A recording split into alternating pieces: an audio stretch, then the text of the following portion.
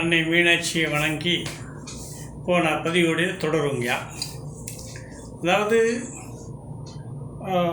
ஒருத்தர் பேர் மணிகண்டன் நினைக்கிறேன். ஆமாம், அவருடைய வீட்டுக்கு போயிருந்தோம். அவருடைய வீட்டில் சில குறைபாடுகள் இருந்தது. பல குறைபாடுகள், அதில் ஒன்று கன்னிப்பகுதி. அப்புறம் கேட்டோம், ஐயா நிறைய விஷயங்கள் சொன்னால் ஒத்துக்கிட்டாங்க. அதில் ஏன்னா போன பதிவு தொடர்ச்சின்றதுனால சொல்ல வரோம். அப்போ அவங்க வீட்டில் மகள், மருமகள், கணவன், மனைவி இருந்தாங்க. நான் கேட்டேன், இப்போ நான் வர்றதுக்கு ஒரு வாரத்துக்கு முன்னால் ஒரு பாம்பு நீங்கள் கட்டாயம் பார்த்துருக்கணும், வீட்டுக்குள்ளேயோ வெளியவோ பக்கத்தில், அந்த மாதிரி சொன்னேன். இல்லையே அப்படின்னு கணவன் மனைவி சொன்னாங்க. அப்போ மருமகன் வந்துட்டு, இல்லை மாமா நான் பார்த்தேன், உனக்குள்ளே தான் இருந்துச்சு, எனக்குள்ளே வந்து நம்ம வீட்டுக்கு முன்னால் தான் பெரிய பாம்பு போச்சு பார்த்தேன் அப்படின்னாங்க. புரியுதுங்களா? இந்த சிம்டம்ஸ் கரெக்டாக இருக்கும். அதனால் கண்ணு கூட காமிக்கும், ஆனால் சரியாக வச்சுக்கிட்டோம்னா கண்ணுக்கே காமிக்காது. பக்கத்தில் கூட நமக்கு ஒன்று செய்யாது, நமக்கு தெரியாது. அது தெரிஞ்சுக்கணும். திருப்பி அவருடைய அண்ணன் வீட்டுக்கு, அவருடைய அண்ணனா தம்பியான்னு தெரில, அவர் வீட்டுக்கு போயிருந்தோம். அங்கே பார்த்தா இதே கண்ணிலேயே பாதை, கடைகள் எல்லாமே இருந்துச்சு. அப்போ சொன்னோம், பழையபடி இது விஷ ஜந்துகள் நடமாடக்கூடிய அமைப்பில் வீடு கட்டியிருக்கீங்க அப்படின்னு சொன்னோம். எனக்கும் பழைய பில்டிங் இடிக்கிறவர் இப்போ அந்த மாதிரி ஒரு தொடர்பு உள்ளவர். வாசத்தெல்லாம் பார்த்தா நிறையா சொல்லுவாங்க. எல்லா பேரும் வாசத்தானே பார்க்குறாங்க, பார்க்க யாருமே கட்ட மாட்டாங்க. பல ஆயிரக்கணக்கான ரூபாய் செலவழிச்சு கட்டி கடைசியில் துன்பத்தை தான் அனுப்பிச்சுட்ருக்காங்க. இன்னும் அனுப்பிச்சு தான் போவாங்க. ஏன்னாக்கனே வருகின்ற காலகட்டங்கள் பூராமே தொகுப்பு வீடுகள்.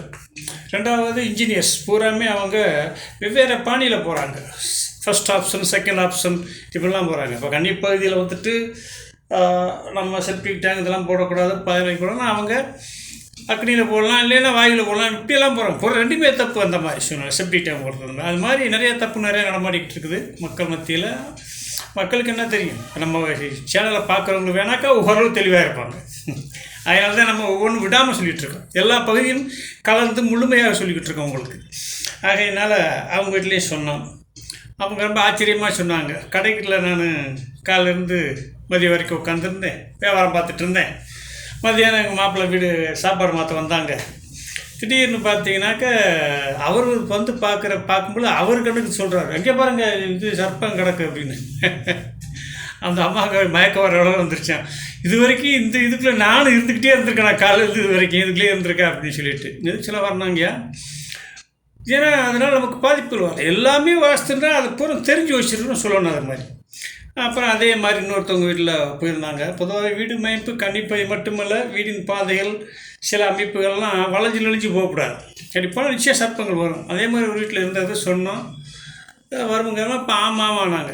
பாருங்கள், அவங்க வீட்டில் வாசு வெளியே வர்றான், ஒரு பாப்பு நான் இருந்தே பார்க்கக்கூடிய சூழ்நிலை ஆகிப்போகுது.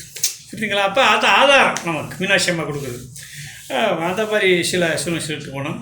அதே மாதிரி இன்னொரு வீட்டுக்கு போயிருந்தோம். அவங்க பார்த்தீங்கன்னா ரொம்ப ஆச்சரியமாக சொன்னாங்க, நிறையா வருங்க ஹாப்பினாங்க. ஏன்னா கண்டிப்பாக இது முழுக்க கெட்டு போச்சு.